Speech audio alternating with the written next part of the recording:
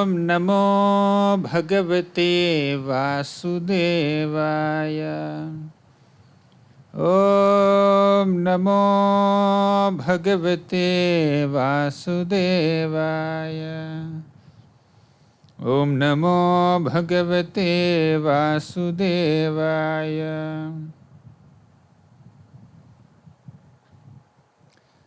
Hare Krishna. Today we will discuss from the 10th canto of Srimad Bhagavatam some very enchanting, captivating pastimes of the Supreme Lord Krishna. Today we will discuss Krishna's household life, his daily activities, and his meetings in Sudharma Assembly Hall, and his meeting with Narada Muni and Uddhava, and we will discuss how Krishna went to Indraprastha and how Krishna took Bhima to Jarasandha and then had Bhima kill Jarasandha, and later in the Rajasuya sacrifice Krishna also killed Shishupal. All these episodes we will discuss today. So Krishna performs his household duties in a very exemplary manner. He has 16,108 queens and he has 16,108 palaces in which he spends time with these queens. And once Narada Muni got one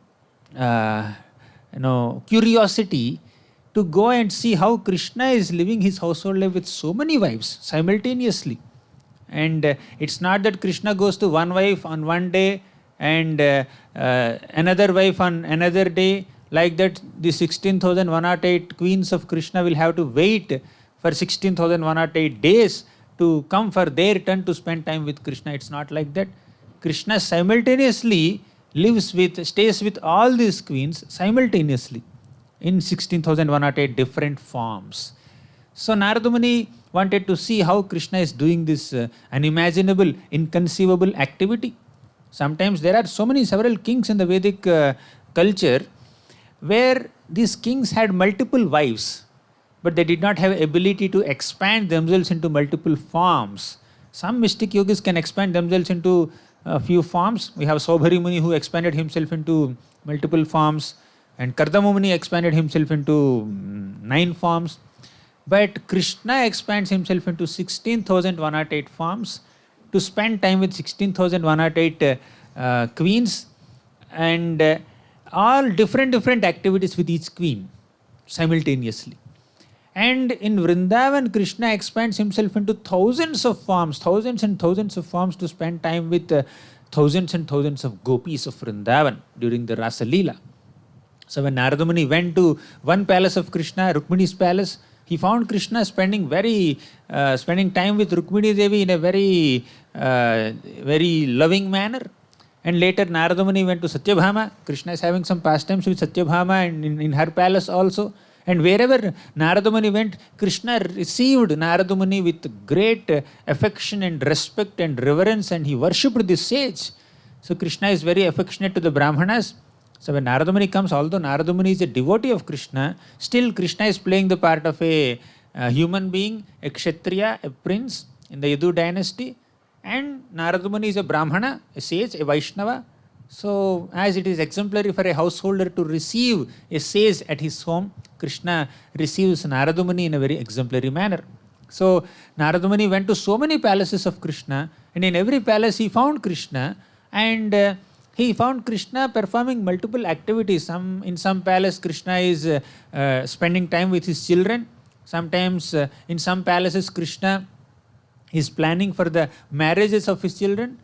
And in some other palaces, Krishna is just practicing some sword fighting. In some other palaces, Krishna is just having some managerial meetings. In some other palaces, Krishna is spending time with Brahmanas. So like that, Narada Muni saw the inconceivable, magnificent display of Krishna's opulence while he is living with so many queens, thousands of queens in Dwaraka.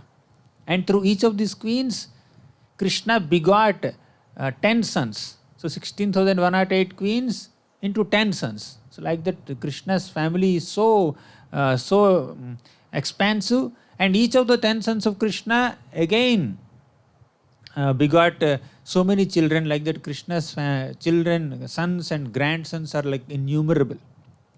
So Narada Muni was astonished to see. And later Sukadeva Goswami in Srimad Bhagavatam also describes Krishna's daily activities, how Krishna gets up early in the morning in the Brahma Muhurta time.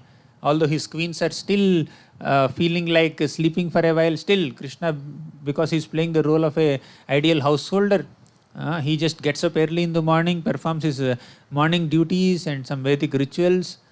And 16,108 Krishnas would come out of 16,108 palaces early in the morning, and they will all merge into one Krishna, and Krishna bounds on this beautiful chariot and he goes to the Sudharma assembly hall for the day's meetings. One day, Krishna went to the Sudharma assembly hall, and he was sitting amongst all the chief personalities of the Yadu dynasty. And Krishna was looking like a beautiful moon, shining moon in the midst of so many stars. While all the members of the Yadu dynasty are looking like stars, Krishna is looking like moon. So he's the Yadupati, he's the master of all Yadus, he's the chief personality amongst the entire Yadu dynasty. And so many jesters and so many Suta Magada Vandis, professional bards, they were glorifying the activities of the Yadus and especially Krishna. So Krishna is being glorified, and so many musicians were playing musical instruments, and singers are there, dancers are there, and Brahmanas are reciting Vedic mantras. In this way, Sudharma assembly hall is filled with such magnificent, beautiful celebration on a daily basis. One day, one messenger came to the Sudharma assembly hall, and the soldier brought this messenger in front of Krishna. And the messenger had a very grave message, and that message was sent by 20,000 kings who were captivated by a cruel king named Jarasandha. We have discussed who is Jarasandha before. Jarasandha was the maternal uncle of, Jarasandha was the father-in-law. Jarasandha was the father-in-law of Kamsa, who was the maternal uncle of Krishna. So Kamsa married Jarasandha's two daughters, Asti and Prapti.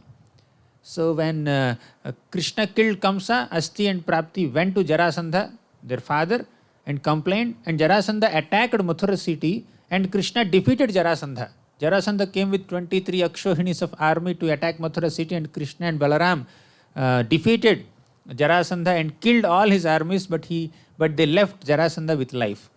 Jarasandha went back and then again brought his armies and again attacked Mathura. In this way, Jarasandha attacked Mathura city 17 times. All 17 times Krishna defeated Jarasandha, he did not kill Jarasandha. So now that Jarasandha, and we have discussed all these pastimes before, that Jarasandha wanted some kings to become his subordinates. And these people, these 20,000 kings refused to submit to Jarasandha. He's a very evil person. He was the king of Magadha. He's a Samrat. He is the king of Magadha.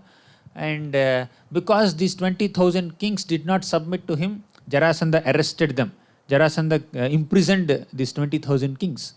And all these 20,000 kings somehow found a messenger and sent a very personal, devotional message to Krishna.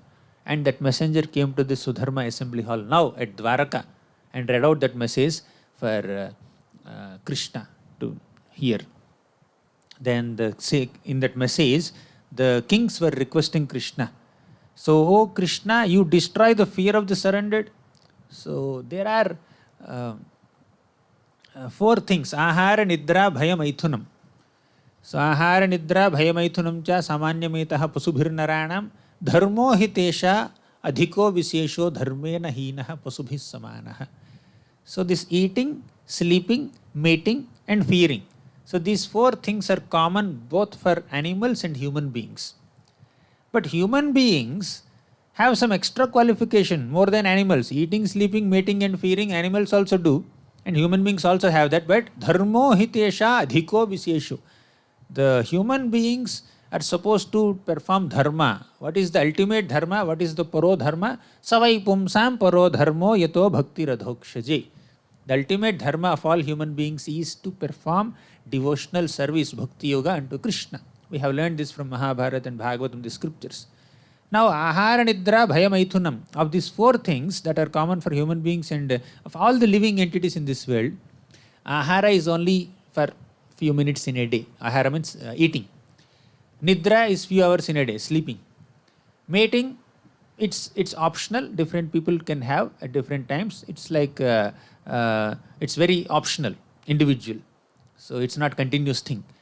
But bhaya is a very constant emotion. This fear is more constant and more prominent than the other three. Prabhupada writes that in the first canto of Srimad Bhagavatam. Fear is more prominently seen in all the living entities in the cosmic manifestation. Now these people are very fearful now, and Krishna is known to destroy the fear. Namo namah klesha vinashanaya nirupitodara guna vayaya. So Krishna is known to destroy the fears of all his devotees. Krishna is called Hari. Hari means one who steals. What does Krishna steal? Definitely Krishna steals butter in Vrindavan, but Krishna is called Hari because he steals the distresses or difficulties of his devotees. And he is also called Hari Medhase.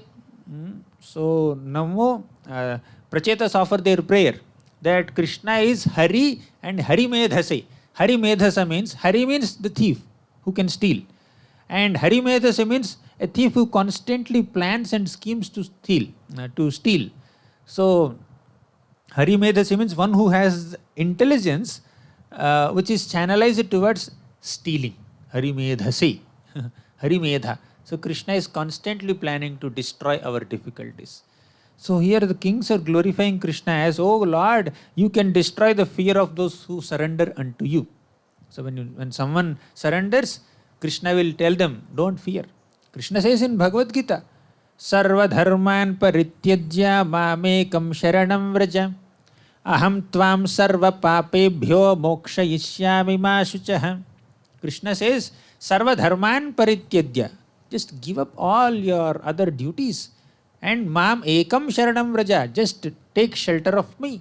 If you do so, if your surrender is exclusive, then aham tvam sarva papebhyo mokshayishyami ma shuchaha. I will deliver you from all sinful activities. Don't worry, don't fear. So these kings are also saying that you destroy all fears. Despite the separatist attitude, we have come to you for a shelter out of fear of material existence. So nayatra kalaha prabhavet parah prabho. Krishna is not influenced by time factor. Those who are fearful in this material existence must take shelter of Krishna, like the surrendered souls. These 20,000 kings who are imprisoned by Jarasandha sent a messenger, and the messenger said that these kings are fearful of material existence, not only fearful of their current situation of being in the prison of Jarasandha, they are fearful of the whole situation of being in the material world itself. And Krishna can destroy us. So Krishna will not destroy only the material fears which are circumstantial. Krishna can completely vanquish the whole material fear in this material existence itself. So next, they also said that, oh Krishna, the purpose of your descent is to protect the saintly people and to punish the wicked people. So we do not know how anyone can transgress your law. Here, these kings are very surrendered souls. Krishna will protect them definitely. And Jarasandha is a very wicked personality. Krishna will have to punish him.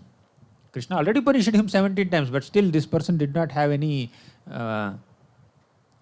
proper intelligence to rectify his mentality. So Krishna defeated Jarasandha 17 times. When Krishna kidnapped Rukmini also, Jarasandha was chasing Krishna. There also Jarasandha was defeated, but still Jarasandha did not have any, he did not develop any proper common sense. So he is still continuing to do his wicked activities, and Krishna will have to teach him a lesson.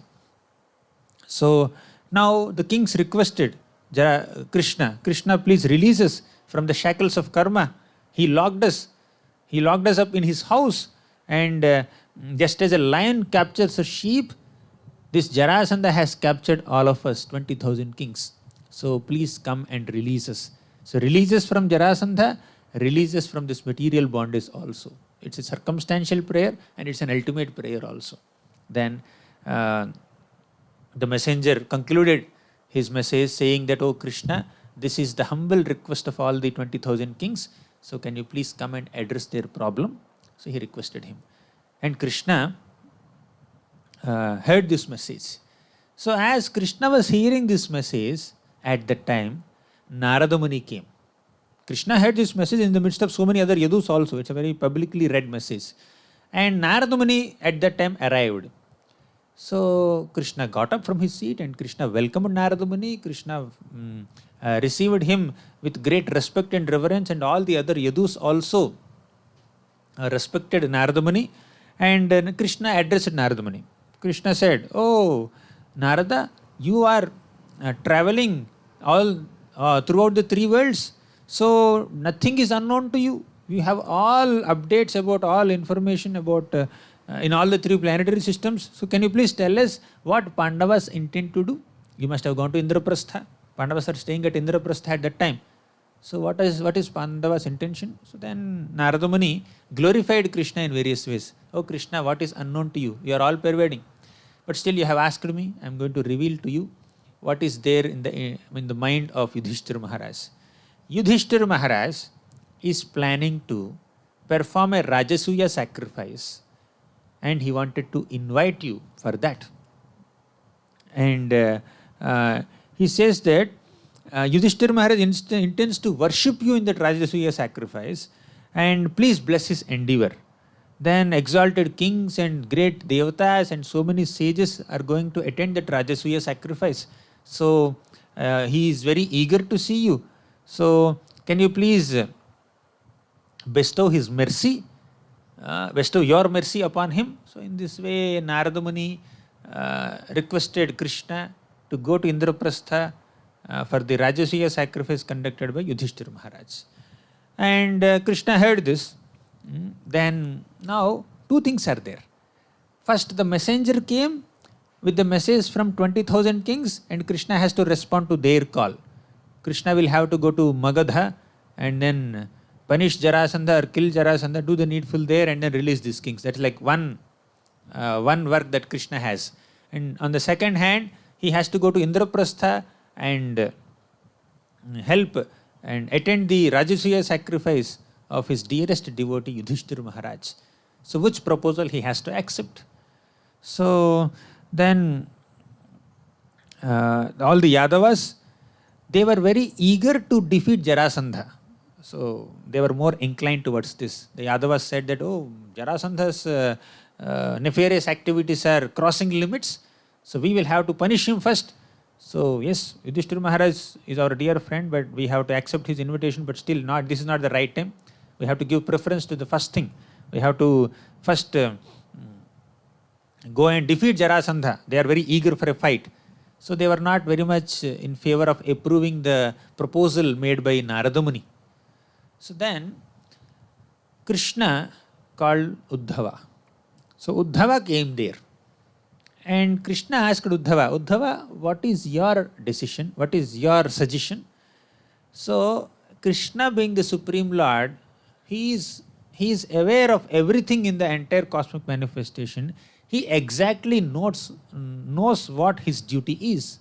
But still, Krishna gives credit to his devotees.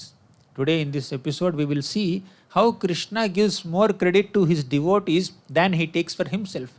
Although Krishna can make a decision on his own, Krishna wants to give the credit of taking the decision to Uddhava. So Krishna told Uddhava, "Uddhava, we are in a confusion now. Should we go to Magadha and then fight with Jarasandha and release these 20,000 kings? Or should we go to Indraprastha and attend the Rajasuya sacrifice of Yudhishthira Maharaj? What am I supposed to do? So can you please suggest?" Then Uddhava very diligently, he reconciled the whole situation and gave an advice to Krishna. Uddhava said, "Krishna, Yudhishthira is your dearest cousin brother. So he is your cousin, you have to help Yudhishthira, and he is performing a Rajasuya sacrifice. He is the king of Indraprastha and he is performing a Rajasuya sacrifice. So as a performer of Rajasuya sacrifice, he needs to conquer people also. I understand that you have to protect these kings, 20,000 kings, and you also have to attend Rajasuya sacrifice. But my suggestion is, only the person who has conquered the opponents can do Rajasuya sacrifice. So you can go to Indraprastha, meet Yudhishthir Maharaj, and take Yudhishthir Maharaj's permission, and then take Arjuna and Bhima and go to Magadha and fight with Jarasandha, defeat Jarasandha, and release the kings, and then go and attend Rajasuya sacrifice. Because Uddhava, being a very intelligent personality, he could reconcile the whole situation. So he understands, although Krishna has the ability to kill anyone, but he also understands that Bhima is equivalent in strength with Jarasandha. So Jarasandha can be killed by Bhima only. So instead of Yadavas going to Magadha and then fighting with Jarasandha, better Bhima comes to Jarasandha and then fight. And we can even avoid a big war between two dynasties or two kingdoms. Let it be a dual fight between Bhima and Jarasandha. And Bhima can easily kill Jarasandha with the help of Krishna. So Uddhava gave this suggestion. So Krishna now has to go to Indraprastha and then take this Arjuna and Bhima and then go to Magadha and then kill Jarasandha through Bhima and then come back and attend the Rajasuya sacrifice. And it becomes like a prerequisite for Yudhishthira Maharaj to conquer the enemy kings before he performs the Rajasuya sacrifice. So there is Krishna has to help this Yudhishthira Maharaj also in this way. So then Krishna became very happy with this advice, and all the Yadus also unanimously agreed to this advice. Yes, whatever Uddhava says is true. Both purposes can be accomplished. We are not neglecting the kings, and we are not neglecting the invitation of Yudhishthira also, and we are helping Yudhishthira also, and we are killing this demoniac person also. We are protecting these 20,000 kings also. Everything is reconciled nicely with Uddhava's good counsel. So Krishna can make this decision, but Krishna wanted to give this credit to our Uddhava. That's why Krishna is called Prabhave Sarva Sattvatam. Krishna wants to expand the influence of his devotees. Krishna likes to see his devotees glorified. So that's why he gave this credit to our Uddhava. Then Uddhava even said how Arjuna, Bhima and Krishna, they are supposed to go to Magadha and then meet Jarasandha. Uddhava even said that Jarasandha is very kind and affectionate and charitable to Brahmanas. So three of you should go in the disguise of Brahmanas. You cannot go directly and ask for fight. We are not sure whether he will agree or not. But if you go as Brahmanas, he is charitable to Brahmanas, he will immediately agree to the fight. So you should go and beg for charity. So like that, there are so many advantages in this whole thing. Then Krishna agreed and he immediately wanted to go to Indraprastha. So Krishna, his wives and his children, and then so many other soldiers and other companions of Krishna, all of them travelled to Indraprastha. And Krishna travelled to Indraprastha with great pomp, surrounded by so many chariots and army and soldiers like that. So the Lord's army with flag post and the jewelry appeared like an ocean stirring with agitated waves and timingala fish. A comparison is given in Bhagavatam. So Krishna went to Indraprastha with great pomp. So as soon as Krishna and this messenger, Krishna also told this messenger who came from these 20,000 kings, he told, we will definitely come and release these 20,000 kings from their predicament, and you can communicate to them. So messenger went away. And Krishna planned for his departure from Dwaraka to Indraprastha. Then, when Krishna reached Indraprastha, Yudhishthir came to welcome Krishna. That's a very grand welcome. Yudhishthir and all the other four Pandavas, they were so happy to see Krishna. Darshana sparsha samlapa shayanasana bhojanaihi. So all the Pandavas had very wonderful 6 loving exchanges with Krishna directly. Darshana, they see Krishna. Sparsha, they touch Krishna. Samlapa, they converse with Krishna. Darshana, Sparsha, Samlapa, Shayana, they sleep with Krishna. Ashana, they eat with Krishna. Ashana, they sit with Krishna. Bhojane, they eat with Krishna. So like that, Pandavas had 6 loving exchanges with Krishna directly. And Krishna performed so many services to the Pandavas. Saradhya Parishad Sevana Sakhya Dautya Virasana Nugamana Stavana Pranaman Snigdheshu Pandushu Jagat Pranatim Cha Vishnor Bhaktim Karoti Nrupatis Charanara Vindi. So Krishna played the role of Sarathi, a messenger, a chariot driver. Parishada, the person who receives Agra Puja in the Rajasuya sacrifice. Sevana, as a servant. Sakhya, friend. Dautya, messenger. Virasana, night watchman. Anugamana, following them. Stavana, praising them. Pranaman, offering respects to Yudhishthira Maharaj. Like that, in various ways, Krishna performed so many services to the Pandavas because Snigdheshu Pandushu. Pandavas are always malleable by the will of the Lord. Because they are pure devotees, dedicated and surrendered to Krishna, Krishna reciprocates to the degree of their surrender and then performs so many services for the Pandavas. So Pandavas were enlivened. They felt as if their lives have come back. As soon as they saw Krishna, Yudhishthira came and embraced Krishna. And all the other 4 Pandavas also embraced Krishna. And Draupadi came forward and received all the queens of Krishna and worshipped them. Kunti Maharani came and she also received Krishna. Like that, Krishna is received with great love and affection by all the Pandavas and all the other Indraprastha residents. So many young girls came, so many Brahmanas came. The roads of Indraprastha are filled with so many residents of Indraprastha who are so captivated by the beauty of Krishna as he was entering this kingdom. Especially the women were seeing Krishna, they were embracing Krishna within their hearts. So they were drinking the beauty, nectarian beauty of Krishna as he is walking on the pathway. And after that, Draupadi, Subhadra, all of them bowed down to Krishna.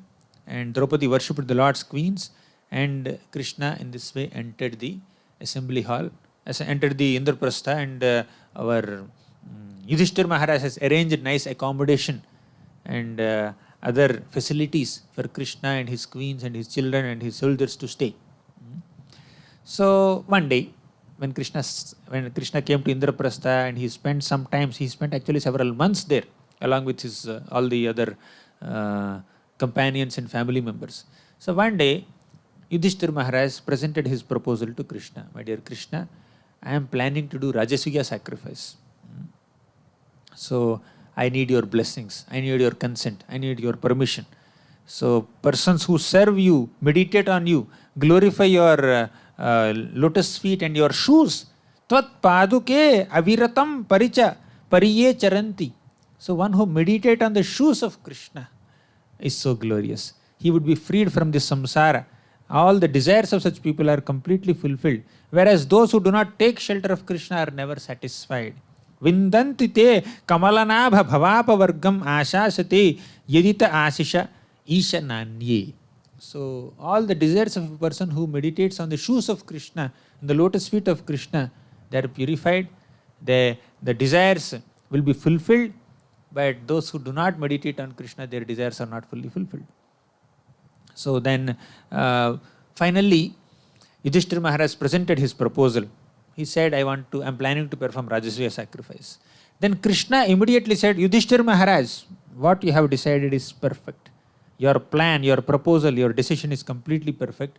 By performing this Rajasuya sacrifice, your fame will spread in all directions. This kind of sacrifice is desirable by all the devatas and sages and all the residents of the planet.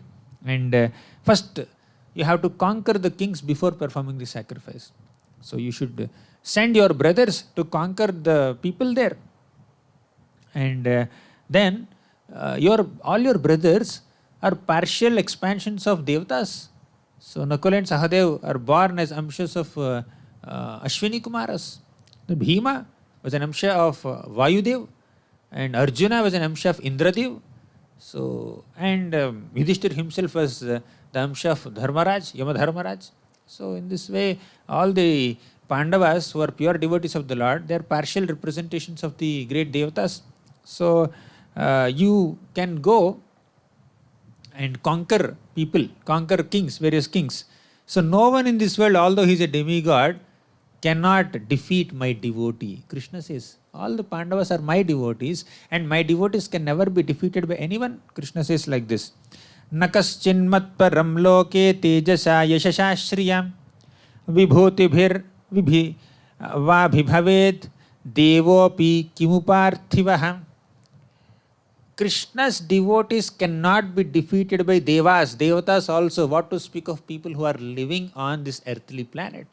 So, nakaschin matparam loki tejasa yashasha shriya, however powerful one may be, however beautiful one may be, however influential one may be, they cannot defeat Krishna's devotees. So Krishna says like this and empowers them, and now the brothers, the four brothers of Yudhishthira Maharaj go in four directions and conquer kingdoms. So Bhima goes to the east and he conquers Madrakas, and Arjuna goes to the north and he conquers Kekayas, and Nakula goes to the west, he conquers Matsyas, and Sahadev goes to the south and he conquers Srinjayas. So in this way, all the four brothers of Yudhishthira Maharaj went in four directions and then conquered different kings, and they came back. And when they came back, they also collected a lot of wealth, so much of treasure from these different places, and then brought to Yudhishthira Maharaj and offered it to him so that he can perform sacrifice in a very grand manner. To perform a sacrifice, Rajasuya sacrifice is a very expensive affair. So then, although they conquered different kings, this Jarasandha is remaining.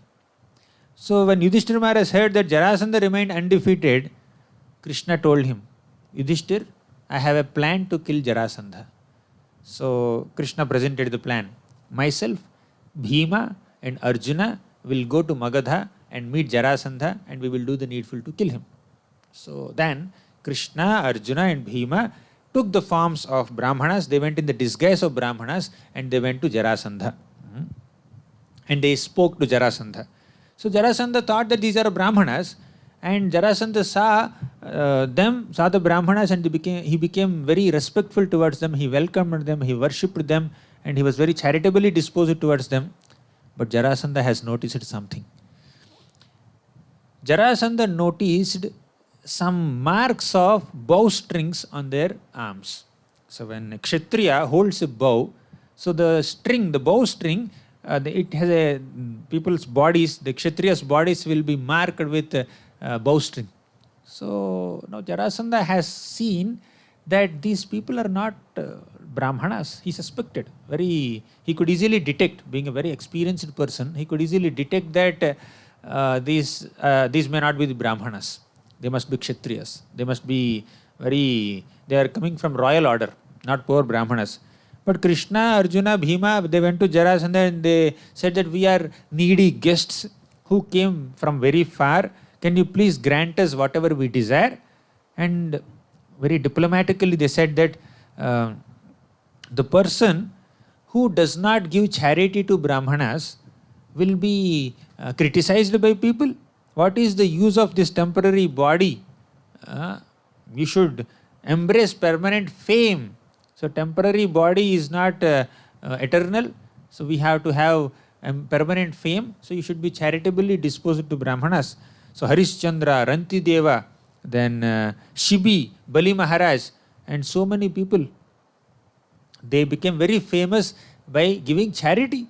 So the Krishna, then Bhima and Arjuna, they quoted different examples to inspire Jarasandha to give charity. And Jarasandha, he just agreed to give charity, whatever it may be. I can even give my life to you. Although Jarasandha noticed that they may not be Brahmanas, they must be coming from royal order, they must be Kshatriyas. So still, he agreed to give charity. So then he said that he thought Bali Maharaj was cheated by Vishnu to protect Indra. So Vishnu came in the form of Vamanadev and asked for 3 steps of land from Bali Maharaj, and he has taken entire kingdom of Bali Maharaj within 2 steps only, and asked Bali Maharaj, where is my 3rd step? You do not have sufficient wealth and you have promised me to give 3 steps, and you did not fulfill this promise. And Bali Maharaj was even arrested by Varuna Pasha, arrested by the ropes of Varuna. Vamanadev was sitting on the throne and he got Bali Maharaj arrested for not giving his third step. And finally Bali Maharaj said, "Oh Lord, please take this head. Put your third step on my head. That's all I have now." So in this way, Bali Maharaj was conquered by Lord Vishnu, who came in the form of a Brahmana boy. Now Krishna is also coming in the form of a Brahmana in front of Jarasandha and asking for some charity. So then Jarasandha remembered that example. But anyways, I have to be charitable, and Jarasandha promises to give charity, and Krishna begs for a duel fight. So now things are revealed. So Krishna presents himself as Krishna and then give us a battle in the form of a duel. So if you think it is fitting, we are princes coming here to beg for fight. So when a Kshatriya comes and asks for a fight, another Kshatriya cannot deny. So Krishna introduces, this is Bhima, the son of Pandu, the powerful son of Pandu. And this is Arjuna. And I am Krishna, your enemy, who has defeated you 17 times earlier. So these are our identities. Now we are ready to fight with you. We want a duel fight. Then Jarasandha said, I will fight, but I will fight only with Bhima. Arjuna seems to be weaker than me. He is not as strong as me. And I will not fight with you. So he said, Jarasandha offered Bhima a huge club. So I will not fight with you, Krishna, you are a coward. Jarasandha said, Krishna, you ran away from battle. So when Jarasandha came to attack Mathura city, 18th time, at that time Krishna ran away and he went on that mountain and we discussed all that. So then our Jarasandha says that I will not fight with you, you are a coward, and Arjuna is not as strong as me, I will fight with Bhima only. So even Kshatriyas also have some kind of certain rules and regulations that they follow. So it's easy to defeat a person who is little less stronger, but Kshatriya also wants a challenge to fight with. He also takes pleasure in fighting with a proper opponent who will not be easily defeated in his hands. So like that, Jarasandha voluntarily chose to fight with Bhima. And Krishna purposefully got Bhima to fight with Jarasandha because Bhima really had the strength and ability to kill Jarasandha. And Krishna wanted to give the credit of killing Jarasandha to Bhima. Krishna is very eager to glorify his devotees. So then Jarasandha offered a huge club to Bhima and both of them started fighting. See, as you see in this picture, Jarasandha and Bhima are fighting with clubs and Krishna is standing there and watching. So then the fight began and they were fighting with their clubs and they were fighting with their fists, and it's a very long fight. And after fighting for a long time, Bhima could not find a way to kill Jarasandha. Both were equally strong and nobody is getting defeated and nobody is dying. So Bhima did not know what exactly to do. Then Krishna indicated to Bhima. Krishna took a small branch of a tree and then bifurcated that branch into two halves. And Bhima noticed it. Bhima got an idea. So Bhima took this, Bhima put his one leg on one leg of Jarasandha and he caught the other leg of Jarasandha and then bifurcated Jarasandha into two parts. So our Jarasandha's body became two parts, means one hand and one leg and one eye and one one part of his body is totally separated. So like that he was made into two halves, and in this way Bhima could effortlessly kill Jarasandha with the idea given by Krishna. So Jarasandha died finally and Arjuna became very happy, Krishna became very happy. Arjuna and Krishna congratulated Bhima by embracing him, and three of them happily went back to this Indraprastha. So then they went back to Indraprastha and then gave update to Yudhishthir Maharaj. Yudhishthir, Jarasandha has been defeated, he has been killed. Now that opponent is also gone, and so many other kings are already defeated by you. So now you are all set, you are ready to perform Rajasuya sacrifice. Then Yudhishthira becomes so happy and he expresses his gratitude to Krishna and he makes all preparations for this Rajasuya sacrifice. Then one more thing, very important thing has happened. After killing Jarasandha, Krishna goes to these 20,000 kings who were imprisoned by Jarasandha and he releases these kings also. So when the kings, 20,000 kings were released by our Krishna after killing Jarasandha, after Bhima killed Jarasandha, all these 20,000 kings became very grateful to Krishna and they offered prayers to Krishna. And they said, Namaste Deva Devesha Prapannarti Haravyayam Prapannan Pahinah Krishna Nirvinna Ghora Samsritehe. They said that, O Krishna, we have surrendered unto your lotus feet. Namaste Deva Devesha, O God of all gods, O origin of all gods. Prapannarti Haravyaya, O Avyaya, O inexhaustible Krishna. Prapanna Artihara, you are the destroyer of the distresses of all surrendered devotees. And Prapannan Pahinaha Krishna, we are all surrendered devotees. You have already removed our distress. And Nirvinnan Ghora Samsritehe, you relieved our distress which has been caused by Jarasandha. It's a temporary distress. Now please relieve us from the distress of this whole samsara, which is like a more long-term distress. So please release us from this birth and death cycle. Please. Ghora Samsritehe, this is very extremely fierce material existence. Please release us from this. So they asked. And they also said that, my dear Lord, we do not blame Jarasandha. So we will not blame Jarasandha. It is actually our own mistakes and our own misdeeds that made us face this kind of troublesome situation in this world. So a devotee always considers all the difficulties one faces in one's life as results of one's own misdeeds. Brahmaji says like this in the 10th canto, 14th chapter, 8th shloka. Tattenu kampam susamikshamanam bhunjana evatma kritam vipakam hridvag vapur bhir vidadhan namaste jivetayo muktipade sadaya bhak. So all the devotees of Krishna, they receive the tribulations in their lives with gratitude, with maturity and with dependence on God, without blaming other people. And they consider that I deserve more punishment for my own misdeeds. These are all results of my misdeeds only. And Krishna has minimized that suffering a lot. So in this way, devotees of Krishna are very mature in their dealing with reversals in this life. So all these devotees said that bewildered by your Maya, kings lose their self-restraint and they think temporary things as permanent. So we also have been under Maya so far, but now by your grace we have been released. So please bless us with pure devotion. You have mercifully removed, now as time factor you have mercifully removed all our opulence and pride. So, and they had great determination and desire to serve Krishna.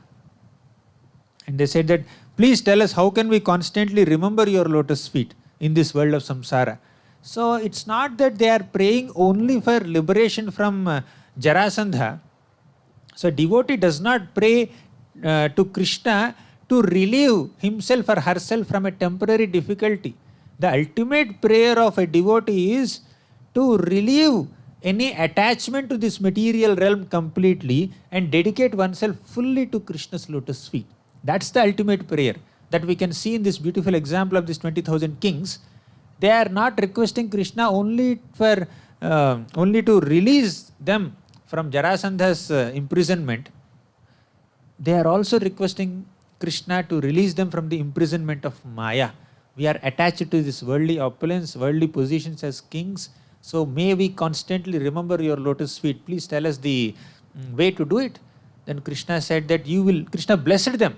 Krishna blessed them saying that you will have firm devotion on me, no doubt about it. And I assure that all your desires will be fulfilled and you will have a firm devotion on my lotus feet. And I have come to rescue you here. So now you go back to your kingdoms. And Krishna also arranged for their revival, because they are imprisoned. They were like in a very poor condition. So Krishna had them, gave them very nice clothes and ornaments and dresses, and Krishna fed them nicely. And once they are like they are recovered nicely, so Krishna sent them back to their places. So after that, Krishna reinstated them as kings in their kingdoms, and then Krishna, Bhima and Arjuna went to Indraprastha. And when all of them went to Indraprastha, our Yudhishthira Maharaj received Arjuna, Bhima and Krishna very well, and Yudhishthira Maharaj embraced them. He had tears in his eyes. He had a lot of gratitude and affection for Krishna, for helping Bhima to kill Jarasandha and helping Yudhishthira Maharaj to perform this whole Rajasuya sacrifice. So like that, Krishna has been a constant companion in all the ups and downs of Pandavas.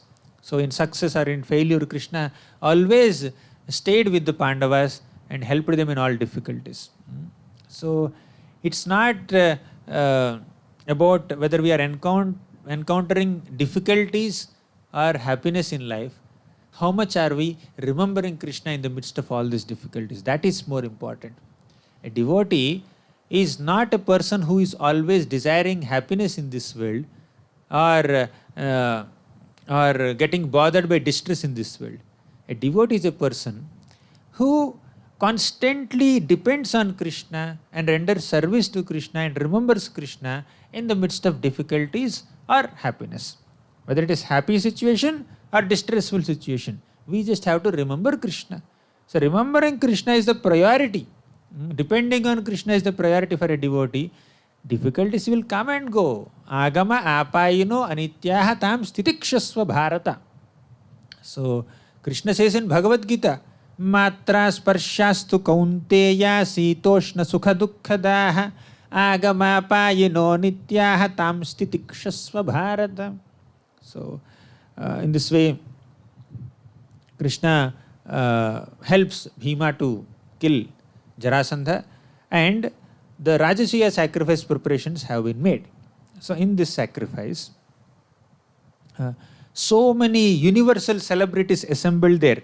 So many personalities, including great sages and even devatas and great kings and brahmanas, assembled in this sacrifice. Even Duryodhana and all these other different personalities came. Shishupal also came. Several kings from different kingdoms came. Yudhishthira is Ajatashatru. So then, when all these personalities assembled, Yudhishthira Maharaj has to make a decision now. Whom to give the Agra Puja? Who should be worshipped first in this sacrifice? Then all the celebrities and all the big personalities and leaders there, the priests there, they all unanimously agreed that Krishna should be receiving the Agra Puja in this sacrifice. Krishna is the most qualified personality to receive the first worship in this Rajasuya Yajna. Everyone is happy with this decision, and Sahadev very wonderfully glorified Krishna in various ways, and his whole powers and opulences, and how Krishna is the qualified candidate. So then everybody unanimously agreed to this proposal, and Krishna is being worshipped now. But Shishupal had an objection. In the midst of so many royal personalities, sages, devatas and kings and elder persons, very exalted kings, very senior people, this Shishupala raised his voice. Shishupala objected. What qualification does Krishna have to receive this Agra Puja, to receive this first worship in this sacrifice? He has left a very holy place which is respected by so many sages and brahmanas, and he left that place and he went in the middle of ocean and then staying there. And in this way, he is a disgrace for his entire family in the Yadu dynasty. So how can you pass over the most exalted members of the assembly? There are so many sages sitting there. Krishna Dvaipayana Vyasa was sitting there. And then so many other people are sitting there. And you surpassed all these people and you are worshipping a cowhead boy.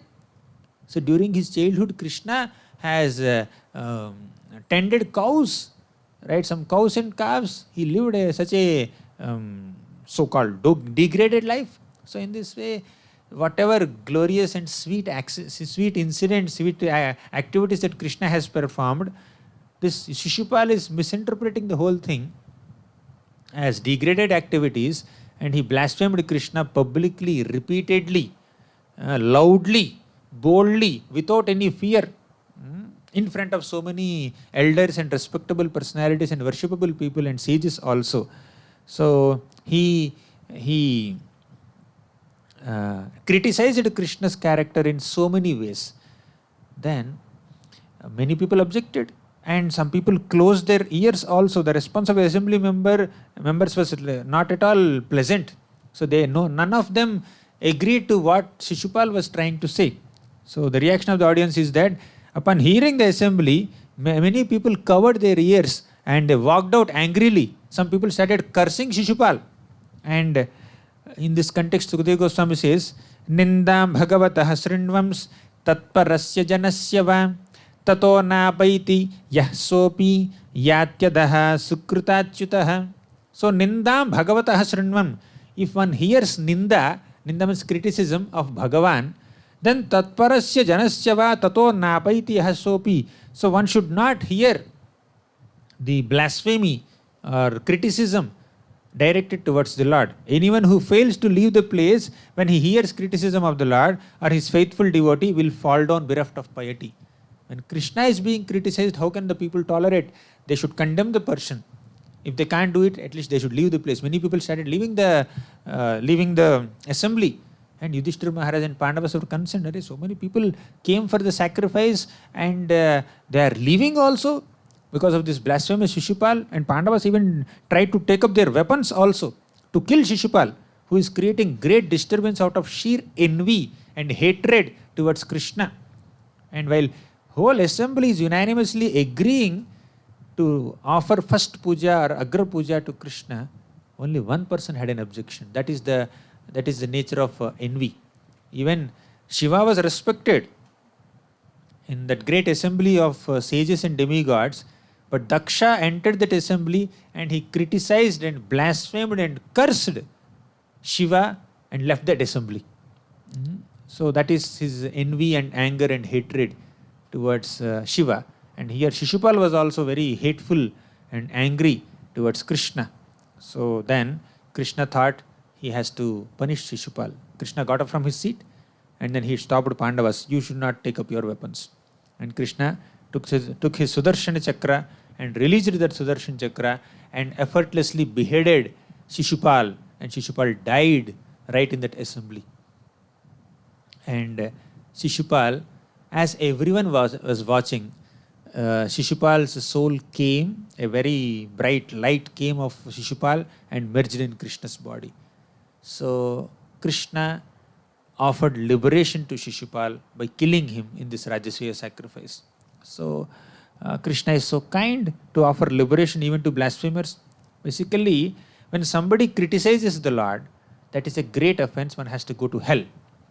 But if that criticism or envy or hatred or fear directed towards the Lord leads to full absorption in Krishna, then one will be liberated. So whether with positive emotion or negative emotion, if one goes into complete trance or samadhi or absorption in Krishna, ultimately they will be liberated. But absorption in Krishna with negative emotions is never a recommendation. So we have to worship with Krishna with love and affection and reverence and respect. That is the recommended thing. One should never approach Krishna with envy or hatred. But Krishna, in some special cases, Krishna is very kind enough to award liberation to even people who hate him, if their hate leads them to absorption in Krishna. Kamsa was absorbed in Krishna always, continuously, 24 hours. He is thinking about Krishna with fear. So he was liberated like that. So then finally, Yudhishthira Maharaj completed the sacrifice. He successfully completed the sacrifice, and Krishna saw the whole execution of this beautiful sacrifice, and everyone was satisfied except Duryodhan, who is always envious of Yudhishthira Maharaj. So everyone was satisfied, and in this way Krishna has concluded his beautiful pastime of participating in this Rajasuya sacrifice and blessing the Pandavas. So Krishna blessed Pandavas, Krishna empowered Bhima to kill Jarasandha, and Krishna blessed the 20,000 kings imprisoned by Jarasandha in this beautiful episode. And also Krishna gave the credit of taking this whole decision, making this whole plan to Uddhava, and Krishna also managed to liberate Jarasandha and also Shishupal. So that's why this beautiful episode from the 10th canto of Bhagavatam has so many beautiful aspects in the whole storyline. So we have completed this. Thank you all very much. Granthara Srimad Bhagavatam ki jai, Srila Prabhupada ki jai.